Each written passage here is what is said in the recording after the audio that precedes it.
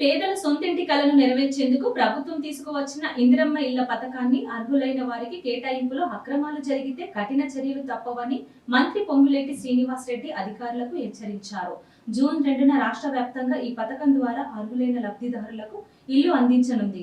ఈ పథకం కోసం లక్షల మంది అభ్యర్థులు దరఖాస్తు చేసుకున్నారు.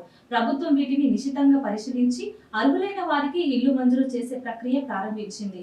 ఈ నేపథ్యంలో మంత్రి పొంగులేటి శ్రీనివాసరెడ్డి కీలక వ్యాఖ్యలు చేశారు. ఇందిరమ్మ ఇళ్లకు సంబంధించిన అధికారులకు హెచ్చరికలు జారీ చేశారు.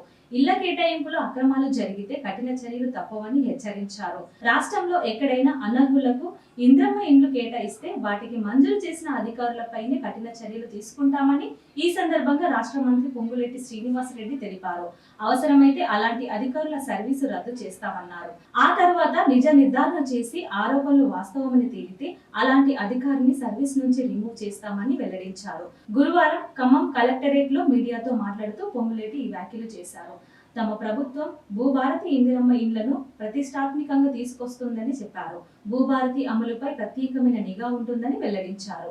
3-4 దశల్లో క్రాస్ చెక్ చేసిన తర్వాతే అర్హులకు ఇండ్లు కేటాయిస్తామన్నారు. జూన్ 2న రాష్ట్ర వ్యాప్తంగా 1000 ఇండ్లతో గృహ ప్రవేశాలు చేసేలా వేగంగా నిర్మాణాలు జరుగుతున్నాయని ఈ సందర్భంగా పొంగులేటి చెప్పుకొచ్చారు. అలానే ఏజెన్సీ ప్రాంతాల్లో గిరిజనులకు అదనంగా 10,000 ఇండ్లు ఇస్తామన్నారు. ఏజెన్సీ ప్రాంతాల్లో 9,800 చేంచు కుటుంబాలకు ఉన్నట్లు గుర్తించామని, వాళ్ళందరికీ కూడా ఇండ్లు ఇస్తామని మరోసారి ఆయన స్పష్టం చేశారు.